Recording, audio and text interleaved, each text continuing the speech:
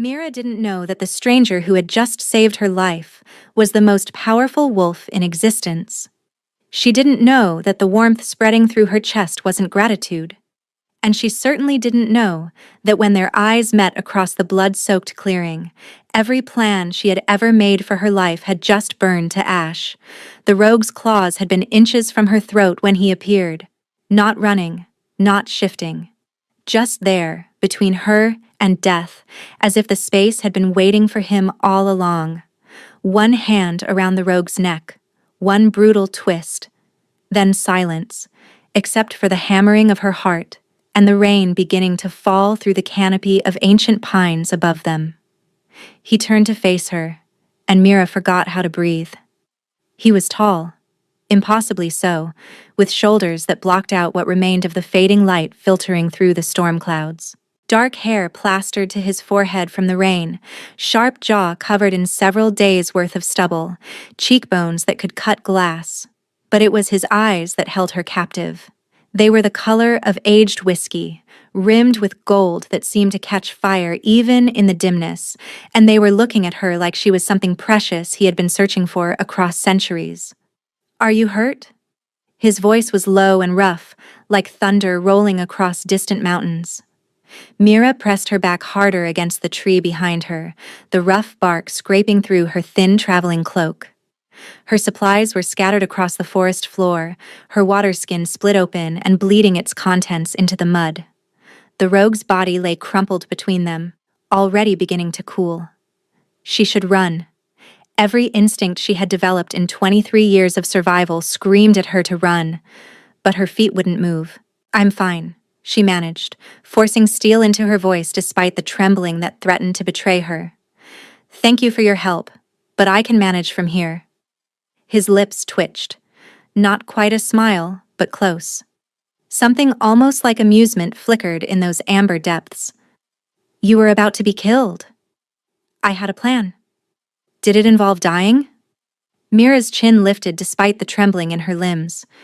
She was used to being underestimated.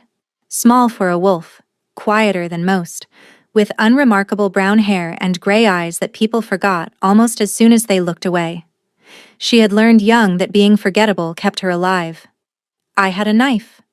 "The one that fell 10 feet behind you when he lunged?" Her cheeks heated with embarrassment, and something else she refused to name. "I would have managed."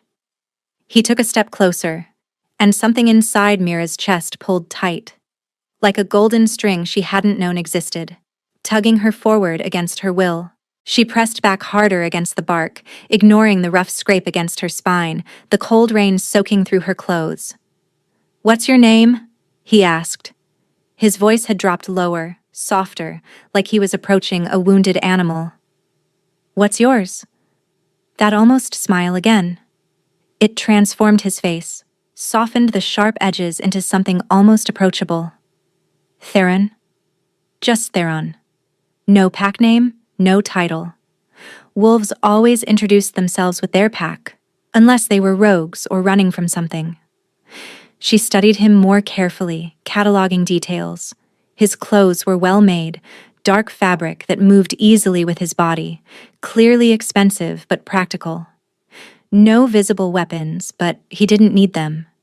She had watched him kill a rogue with his bare hands without breaking a sweat, without even shifting, which should have been impossible.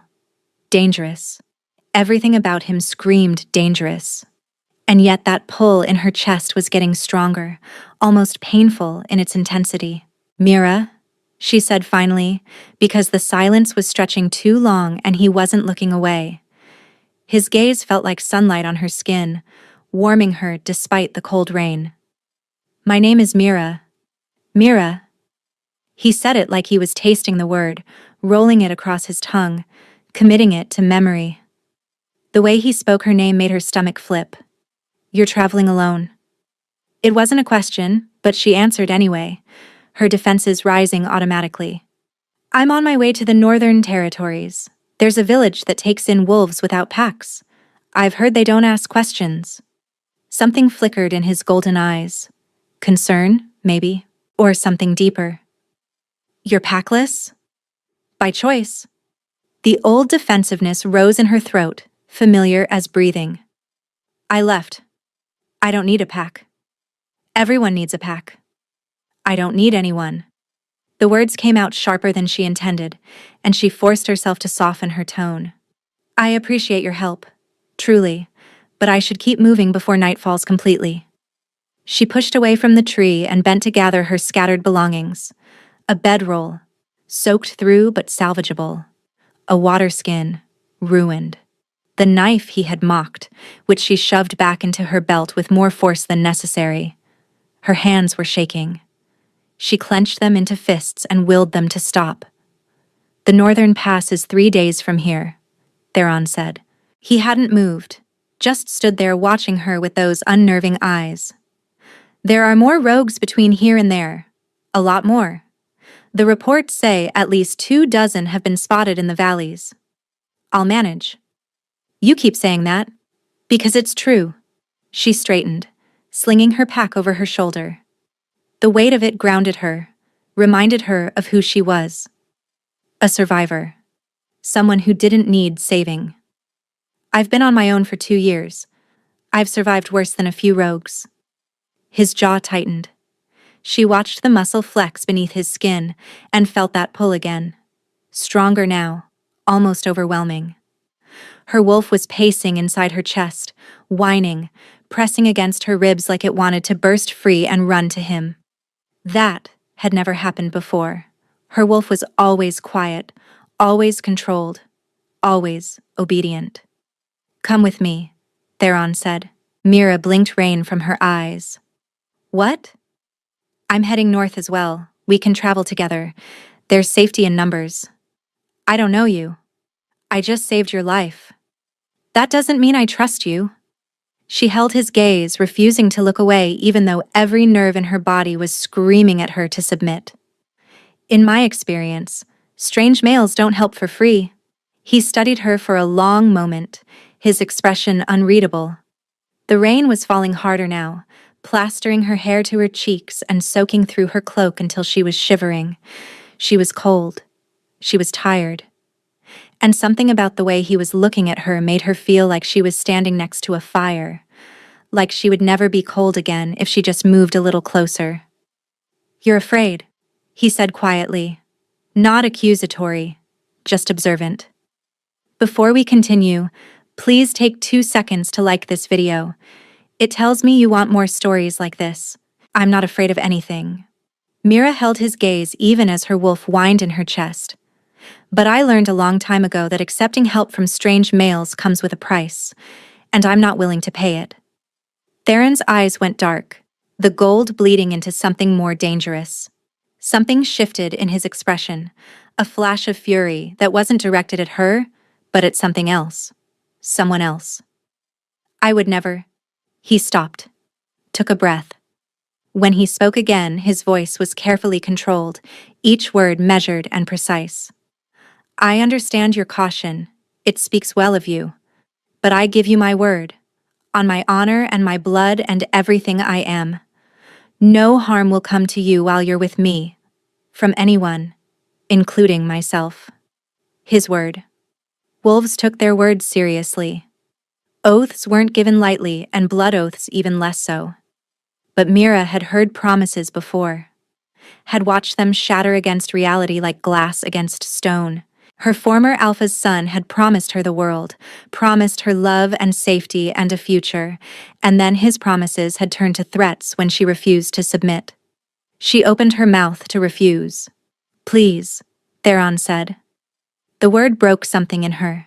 Such a simple word, spoken quietly, without demand or expectation. Like he was asking her for a gift she could choose to give or withhold. Like her choice mattered. When was the last time someone had said please to her? Pauses. Fine, she heard herself say, the word slipping out before she could stop it. But only until the northern pass. Then we go our separate ways. His shoulders relaxed, just slightly. If she hadn't been watching so closely, cataloging his every micro-expression, she would have missed it. Agreed. They walked in silence through the rain, the storm settling into a steady drizzle that soaked through everything. Theron led, cutting a path through the underbrush with an ease that spoke of years in the wilderness, of knowing the land like his own body. Mira kept 3 paces behind him, her hand on her knife, her wolf still pacing restlessly inside her. There was something wrong with her wolf. It had never acted this way before, never pressed and whined and strained toward anyone. Every time Theron glanced back to check on her, his amber eyes catching hers through the gloom, her wolf surged forward, wanting to be closer, wanting to touch. It made no sense. She had been around countless males in her life, strong ones, weak ones, cruel ones, and kind. None of them had ever made her wolf react like this. No. She shut the thought down before it could fully form, slamming a mental door on the possibility. That was impossible. The mate bond was rare, almost mythical. Most wolves went their entire lives without finding their fated match. Her own mother had never found hers, had settled for a loveless political marriage and spent her life with shadows in her eyes. And even if such things were real, her mate wouldn't be some stranger she met in the woods. Life didn't work that way. Not her life, anyway. They made camp in a shallow cave as darkness fell, the rain still pattering against the rocks outside their shelter. Theron built a fire with efficient movements while Mira sat as far from him as the space allowed, her back against the cold stone wall. "You haven't eaten," he said, offering her dried meat from his own pack. "And your supplies are ruined. I have my own food. Yours got soaked in the rain. This is dry." She hesitated. He waited, patient and still, the firelight playing across the planes of his face. His eyes had deepened to amber in the warm light, almost hypnotic. Something about him looked familiar, like a face from a dream she couldn't quite remember. She took the food. "Thank you," she murmured, hating how small her voice sounded. He inclined his head and returned to tending the fire. The silence stretched between them, filled only by the crack of flames and the distant patter of rain beyond their shelter. It should have been uncomfortable. It wasn't. "Why are you going north?" Mira asked finally, unable to bear the quiet.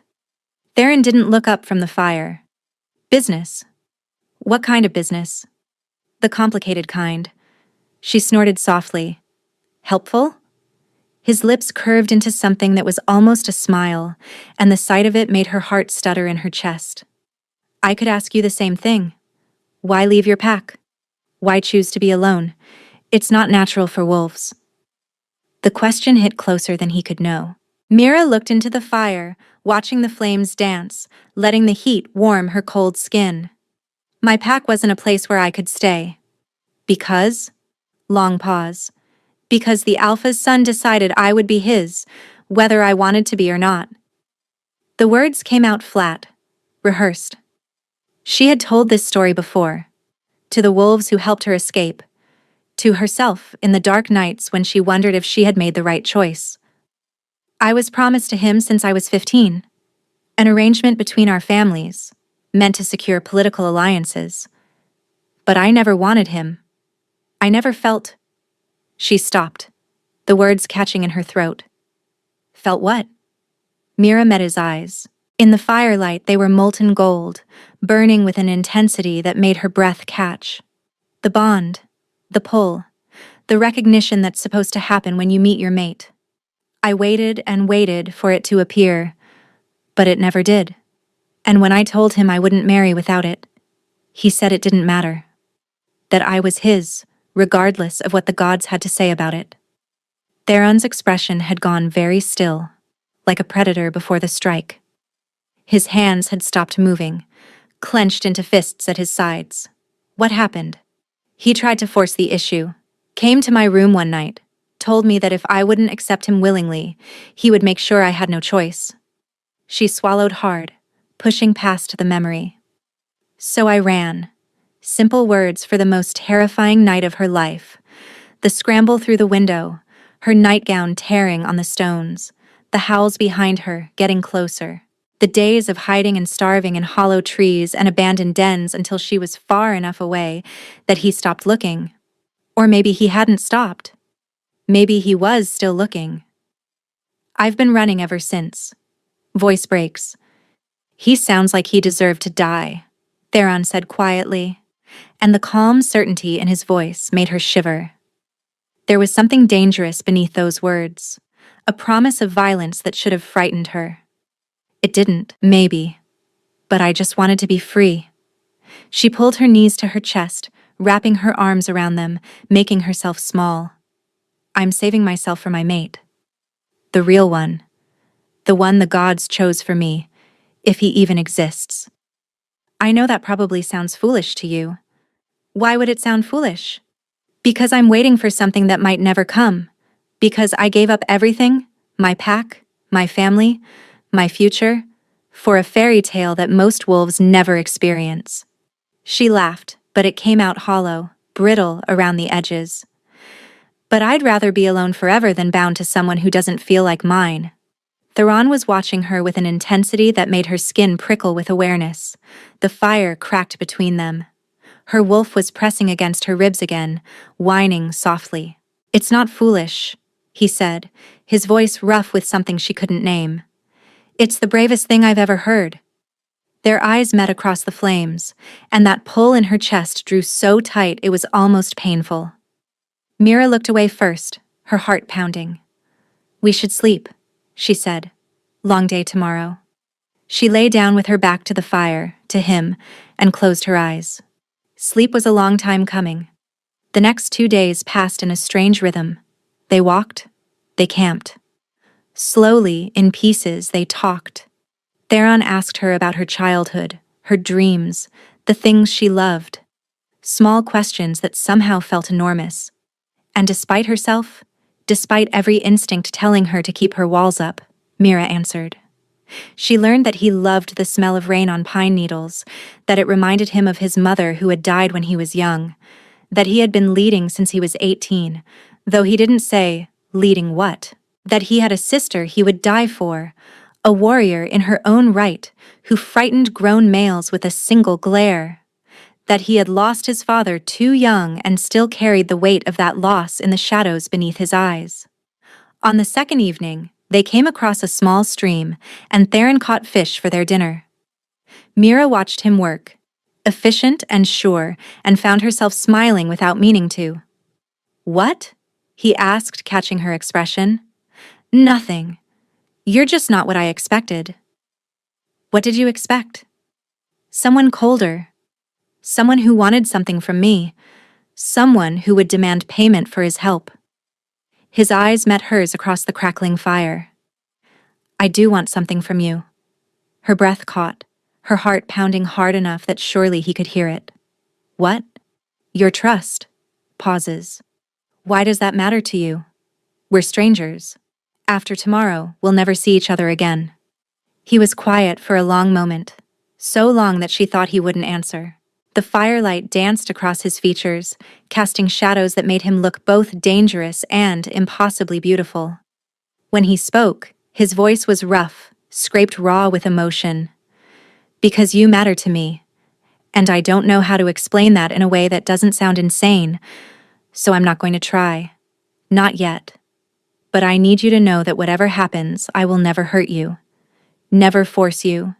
Never ask for anything you're not ready to give. Mira's heart was pounding so hard she could hear it in her ears. Her wolf was howling inside her chest, triumphant and desperate all at once, pressing against her skin like it wanted to merge with his. Theron. We should sleep, he said, echoing her words from the first night. His voice was strained, like he was holding himself back from something. Long day tomorrow. She didn't sleep at all. On the third day, they reached the edge of the northern pass. A small trading post sat at the base of the mountains, a handful of wooden buildings clustered together against the cold wind that swept down from the peaks. Mira recognized the banner flying above the largest building, snapping in the breeze. The royal crest of the Alpha King, a wolf's head crowned with stars. She stopped walking, ice sliding down her spine. What is it? Theron asked, concern flickering across his features. Why is the royal banner here? He followed her gaze to the crest. Something in his expression shifted, too quick for her to read. The king has outposts throughout the territories. This must be one of them. We should go around. I don't want any trouble with... But it was too late. The doors to the outpost were opening, and wolves were pouring out. 10, 15, 20 of them, all in the dark uniforms of the royal guard, silver embroidery glinting on their chests. And they were heading straight toward them. Mira's hand flew to her knife. Theron stepped in front of her, putting himself between her and the approaching wolves, his body a wall of protection. "Stand down," he said calmly. To Mira's shock, they obeyed. Every single one of them dropped to one knee, their heads bowed, their right fists pressed to their hearts in the formal salute. "Your Majesty," the leader said, his voice reverent. "We received word of your approach. The outpost is prepared for your arrival." The world tilted sideways. "Your Majesty." Mira stared at Theron's back, at the set of his shoulders, the way he held himself, the authority that suddenly made terrible, perfect sense, the expensive clothes, the confidence, the way he had killed a rogue with his bare hands like it was nothing. "You're the Alpha King," she breathed, her voice barely a whisper. Theron turned to face her. His expression was careful, guarded, but his eyes were pleading. "Mira, you're the Alpha King and you didn't tell me." The words came out sharp, edged with betrayal. "I was going to..." "When?" Her voice cracked despite her efforts to keep it steady.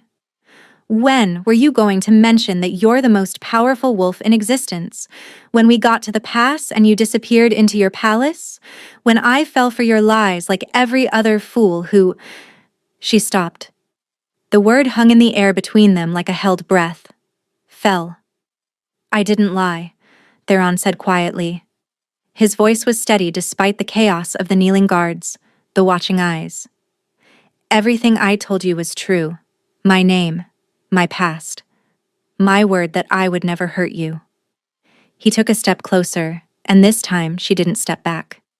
"I didn't tell you what I was because I wanted you to know who I am first. The man, not the title. I wanted you to choose me without the weight of a crown on the scale." "Choose you for what?" He held her gaze. Around them, the royal guards were still kneeling, still waiting. Snow had begun to fall from the gray sky, soft flakes catching in Theron's dark hair like scattered stars. "I felt you," he said, his voice dropping low, meant only for her. "The moment I entered that clearing, before I even saw you. My wolf knew. The bond pulled so hard I couldn't breathe." His hand reached out slowly, giving her every chance to pull away. "I have waited my entire life for you, Mira. I have turned down every political match, every arranged marriage, because I knew you were out there somewhere, and when I finally found you, I didn't want to lose you before you could know me." Mira's chest was so tight she could barely breathe. Her wolf was singing, actually singing, filling her with a warmth that spread from her heart to the tips of her fingers. "The bond," she whispered. "You felt the bond?" "From the first moment. From the first breath." His fingers brushed her cheek, and the world exploded into golden light. Voice breaks. She gasped. It was like nothing she had ever experienced, nothing she had ever dreamed. Warmth flooding through her veins like sunlight, like fire, like coming home after years of wandering. A connection snapped into place so powerfully she could feel his heartbeat as if it were her own. Love and devotion and fierce protection, all pouring through the golden thread that now bound them together. Her mate, her fated mate, the one she had been saving herself for, waiting for, believing in against all evidence and all reason, and he was the Alpha King. "Mira," Theron breathed. His forehead dropped to rest against hers, his eyes closing, his expression almost pained in its intensity. "Tell me you feel it. Tell me I'm not dreaming." "I feel it," she whispered, tears streaming down her cheeks. "I feel you." He kissed her. His hands came up to frame her face, gentle despite the strength she knew they held. His lips were warm against hers, soft and demanding all at once. She melted into him, her fingers gripping the front of his coat, pulling him closer, needing him closer. The bond between them hummed with joy, with rightness, with a connection that felt older than time itself. When they finally broke apart, Mira was trembling. "I'm not queen material," she said shakily. "I don't know how to rule. I don't know how to be what you need. I'm just a runaway wolf with nothing to offer." Theron smiled, and it was like watching the sun rise over the mountains. "You're exactly what I need. You're brave and strong, and you didn't bow to me once even when I wanted you to. You challenged me, questioned me, kept me honest." He pressed another kiss to her forehead, lingering there like she was something sacred. "I don't need a queen who knows how to rule. I need a partner who knows how to love. The rest we'll figure out together." "Together," she repeated, testing the word. "Always." His arms wrapped around her, pulling her against his chest. "Safe, warm, home. Come back to the palace with me, not as a subject, as my mate, as my equal, as the woman I will spend the rest of my life trying to deserve." Mira thought about the years of running, the loneliness that had been her constant companion, the quiet belief, held close in the darkest nights, that somewhere out there was someone meant for her. She thought about the way he had saved her life and asked nothing in return. The way he had given her his word and kept it. The way he looked at her like she was precious, like she mattered, like she was more than enough. "Yes," she said. The weeks that followed were a whirlwind of change. The palace was nothing like Mira had imagined, not cold and distant, but warm with life and history. Theron gave her time to adjust, never pushing, always patient.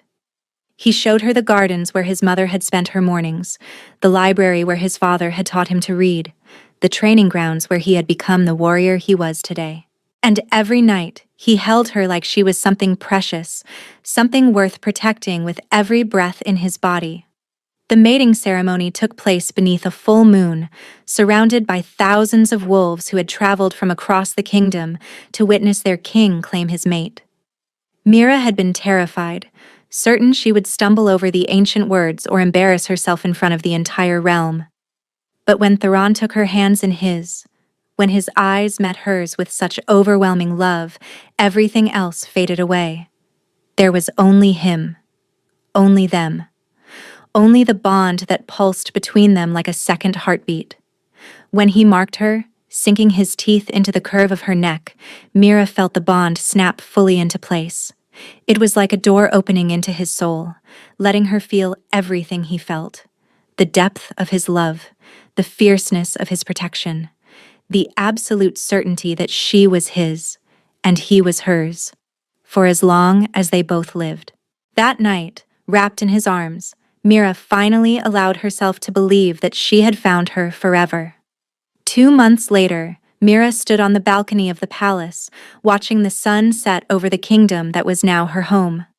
The sky was painted in shades of gold and rose, colors that reminded her of his eyes. Below, the city spread out like a tapestry, filled with wolves who had become her people. "You're thinking too loudly." Theron's arms wrapped around her from behind, pulling her back against his chest. He pressed a kiss to the curve of her neck, right over the mark he had given her during their mating ceremony. "I can feel it through the bond." "I'm thinking about how strange life is," she admitted, leaning back into his warmth. 2 months ago, I was alone in the woods, running from everything. Now I'm here. Queen of the realm, mated to the most powerful wolf in existence. Having regrets?" She turned in his arms to face him. Her husband, her mate, her alpha king, who still looked at her like she had hung the moon in the sky, not even one. He smiled and kissed her, slow and sweet. Around them, the palace hummed with life. The council had accepted her more easily than she expected, won over by her directness and her refusal to be intimidated. Theron's sister Lyra had become her closest friend, teaching her to fight, to lead, to be the queen she never thought she could be. And the pack, once a concept she had fled from, now felt like something worth fighting for. "I have something for you," Theron murmured against her lips.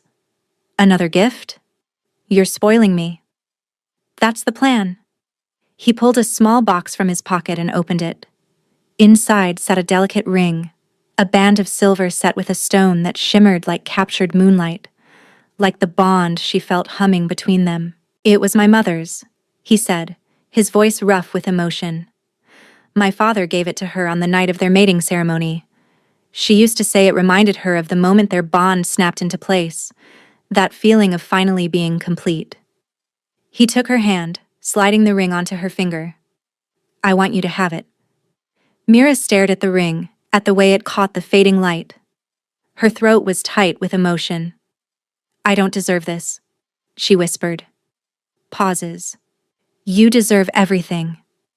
Theron lifted her hand to his lips, pressing a kiss to her knuckles. You deserve a kingdom and a crown and a mate who worships the ground you walk on. And lucky for you, you have all three. She laughed, the sound bright and free. So humble. I'm the Alpha King. Humility isn't in the job description. Good thing you have me to keep your ego in check then.